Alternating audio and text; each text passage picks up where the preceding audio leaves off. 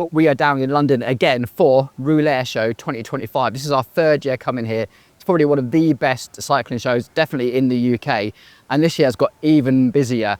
This is day 2 for us. We've already filmed some fantastic content for you. It was too loud on day 1 to get interviews, but the audio is clean for me. So enjoy our best bits from day 1. Let's go and see what day 2's got in store. This brand has just caught my eye. This is Durali, 100 years old, out of Italy. They build most of their bikes in Italy, a bit like off-machine Matteo with the wrap tubing construction. They do their own custom geometry, but they also do a slightly more hybrid model. So this model behind me, this part here is made in China, really high quality. We've got metal bearing seats here, T47 bottom bracket, nicely finished frame, but interestingly, they use their carbon technologies from their wrapped carbon construction and they make their own change stays, dropouts, and then do all of the bonding together, actually here in Italy, finish it, paint it, build it into a bike. It's a really interesting hybrid model. The quality is lovely. Let's take a closer look. Sturdy Cycles, we had them on the channel recently with a bike that was in our workshop. Just been speaking to Tom here, he's got 3 lovely bikes. Maybe we had the opportunity of going down to the factory and seeing how they're made. If you're interested, put it down in the comments and see if we can get Tom to make that happen. Anyway, a couple of things that have caught my eye. Beautiful Cerakote finish on this titanium. So you can actually add colour to titanium bikes. What I really like about Sturdy is the fact that you can still see just enough of the craftsmanship.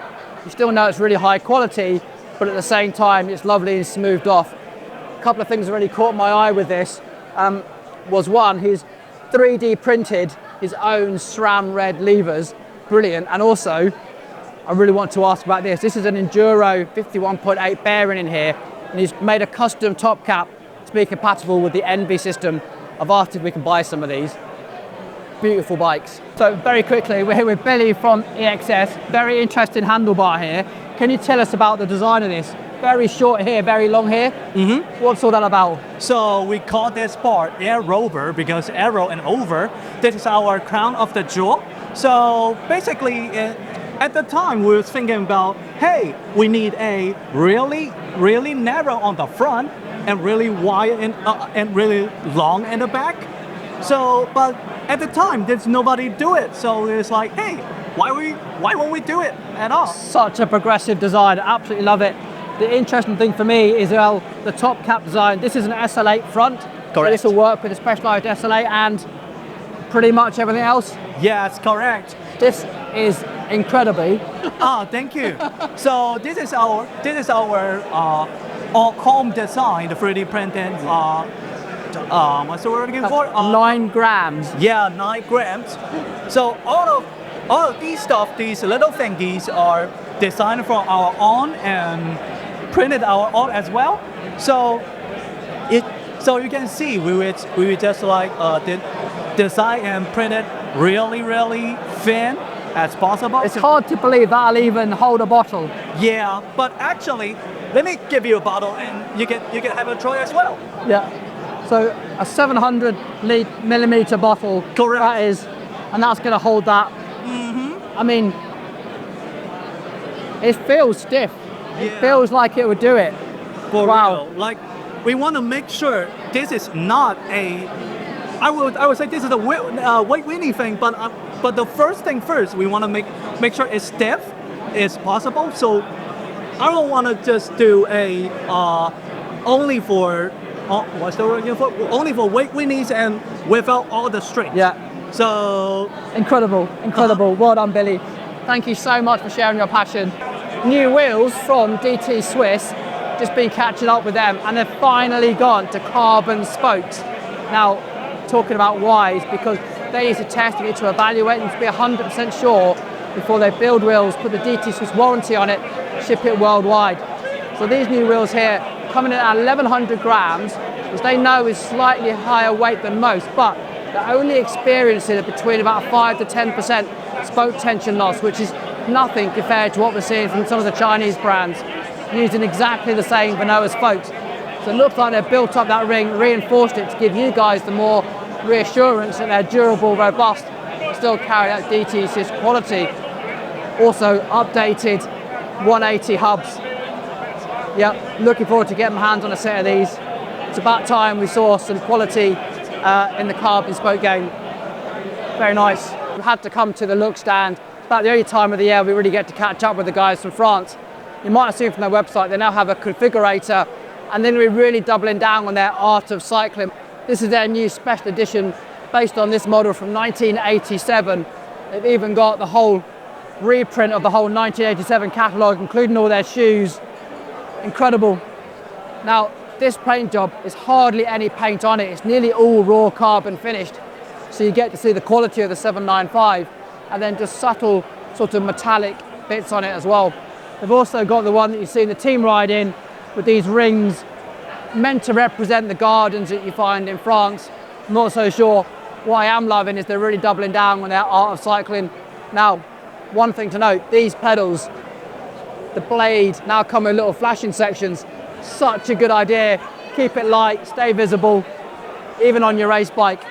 Nice. Also had to stop at our favourite made in the UK brand, Reap Components. This isn't a new bike. We showed you this from last year's Rouleur. Now this is a bike they've made for Dan Bigham to take on a massive gravel, I think, race. But look at all the attention to detail on all this. He's also going to want to carry a camelback as well. Like, does not plan on getting off the bike for the entire ride. Watch shop handlebars. What a great piece of kit. But this is really interesting. Now this isn't even a real bike. You can't sit on it, you can't use it. This is 3D printed out of plastic. This is purely for wind tunnel testing. You're going to the wind tunnel on Monday. This is just their idea of like, what if we try this? What about this? And I think it's great that they've got the confidence to bring a complete prototype. This sort of thing you would normally just find in the vault of a brand. To have it on display that we can look at and sort of poke and stuff. Really progressive to see their designs. Some interesting stuff going on with the bottom bracket, and you can see where they've been trying to find some aero gains. Whether it works, I guess we'll find out, maybe next year. Welcome to the Jaegher stand. This is a brand that I was really keen to see this year, bringing you something new. The attention to detail on these bikes is insane. They use stainless steel, 3D printed stainless steel, traditionally a very hard material to work on in bikes, which is why they're so expensive and why you don't see them that often. But some of the details just ran me through. Now this one you can see back here was custom made for a customer. They're receiving their bike tomorrow. This is a copy. They loved it so much. Totally blended in with their sort of aerospace branding, if you like. But the front here is actually painted, and so is the back, and it's just faded into raw stainless steel. Now the reason for that was blowing my mind, because whenever they make this, they have to account for how much material they're polishing off. And it's an easier way is to make sure all the walls are very thin and then paint them, rather than allow for extra thickness and then polish it off. Manufacturing to those sort of tolerances. Also, these are all TIG welded, so 3D printed there, TIG welded, and then everything just polished off. Absolutely incredible. Now, the level of detail they go in for their customers is also insane. So on the back here, they've actually found bullets from a Spitfire that you could buy apparently on eBay, who would thought, and actually made those into little end caps, and this little embossed section here on the seat tube. I mean, if you can imagine it, these guys, I think, can probably make it. Now here's another little tidbit. The polymer sculpture bar, one that we talk about a lot, they got this one custom painted, but then they went back and then painted in the polymer logos exactly how they wanted it, and even added the grippy texture on the top. How they did that, I've got no idea. Just, I love bikes that have this level of attention to detail. Sweet protection helmets. This is actually a brand that I used to use back in adventure racing days, because they did multi-sport helmets, came from a kayaking, snow sports background, and now was doing mountain bike and road biking helmets. This is the first time I've seen their road biking helmets. I do like the design. This is the one that's already on the market. Comes with some cool feet where you can clip your sunglasses to them, but also they're designed to create a little vent as well so they don't steam up. And this one actually has like removable vents. Can't quite work this out, because in the summer you kind of want it to be fast and aero, and in the winter here in the UK you just want this to plug up the rain vents. Anyway, this is their new helmet. This is their Trucker 2 helmet. Now, one of their key technologies is here on the inside they're using different densities of the polyurethane in the high impact areas. So areas that they've identified is where helmets commonly see their impact. They've beefed up, but they've saved the weight and the density in other parts of the helmet. So you get a very light helmet, but still get to 5-star rating in all of the safety tests. It actually fits really nicely as well. I like the design of the helmet. And yeah, I can't wait to see more from this brand. Out of Norway, just coming to the UK. Looks good. Campagnolo stands, something interesting to talk about. Obviously their new Super Repel groups that we've had on the channel before, it is fantastic. But we were all waiting for a cheaper, more accessible version of Chorus or something. No, what did Campagnolo do? They launched an even more expensive version called the Ultra with the carbon chain rings and sort of the semi-titanium cassette and those ceramic bearings as well, as if the bearings weren't good enough already. Anyway, most exciting thing is this is our first look at the gravel group set. Not loads of changes. The main unit looks pretty much the same, essentially just changing this cage here. Absolutely gigantic lower jockey wheel. This is on a 1048 cassette. Really, really impressive gear ratios. This is our first look at the power meter. Remember the tie-up with SRM looks really smart. 2 little charging ports just here is pretty much all you see. What's really nice, this is my first look at the Campagnolo Bora X gravel wheels. This is a sexy piece of kit. We've got some of this coming on test later on in the year. Subscribe to find out more. We're at the Posedla stand and I've got a box full of flower arranging foam.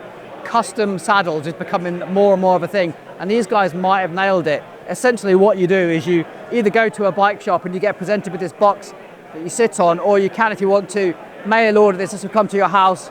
You do everything at home. Essentially you sit on this, imprint it, upload a picture to their servers, and there's like a 15 question questionnaire to go through that assesses what type of rider you are, what bike you ride, but also some key mobility tasks to work out, you know, your exact range of movement. And from that, they then custom map a saddle for you.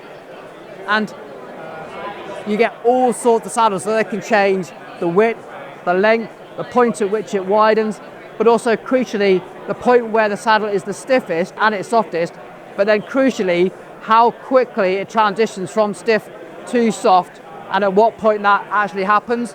So amazing level of customization. They also have different chassis depending on sort of stiffness or the weight that you're trying to achieve as well.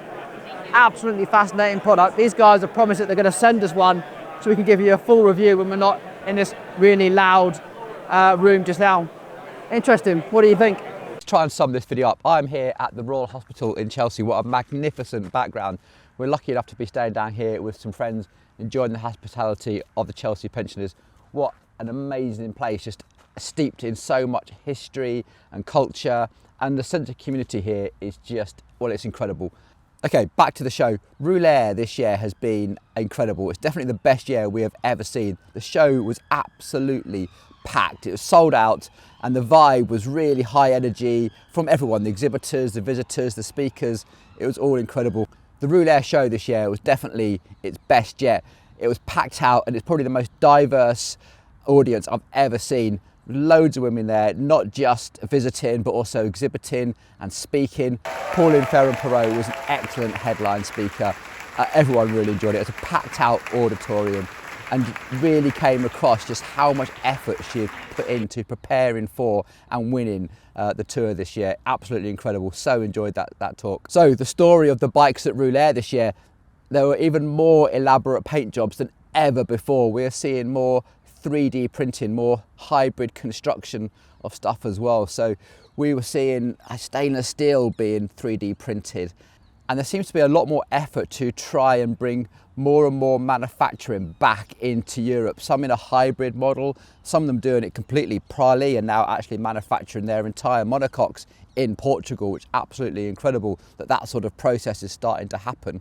There are loads of wheel brands now showing, Western brands using carbon spokes. There's been the domain of the Chinese for a while, using those Venoa spokes that have been on the market for a little while, but it's taken the Western brands time. And now we're starting to understand why, because they have to go through that testing process. They were almost thanking the Chinese for being their beta testers, for solving all of those problems. And that's now they're at a point where they're happy to bring it to market and back it up with all of the Western accountability for all the laws that are in place in all our various countries across Europe and the United States. Another key observation, that most of the brands are taking this show really seriously. They had brought their top staff, their CEOs, their sales directors were there. They wanted to come to London and they wanted to see the riders in London and talk about their product to this fantastic, really lively, engaged audience. And that was really good, because for us, we really got to speak to, the top guys in these brands, and they really got to experience like the actual riders at the show and what they were asking for. Such a good opportunity. And so many of you came over to us just to say hello, some of you to say thank you for the videos, I've learned so much stuff. Some of you were asking questions about putting your own build project together and asking us whether that was compatible or what was our opinion on a certain brand that you were considering. And that was really nice, just to come and meet some of you face to face and just get your feedback. So thank you so much if you came across and said hello. There is no doubt that the Rouleur show represents the very sharp end of the road and gravel industry. I heard someone there describe it as the luxury leisure, and that's okay.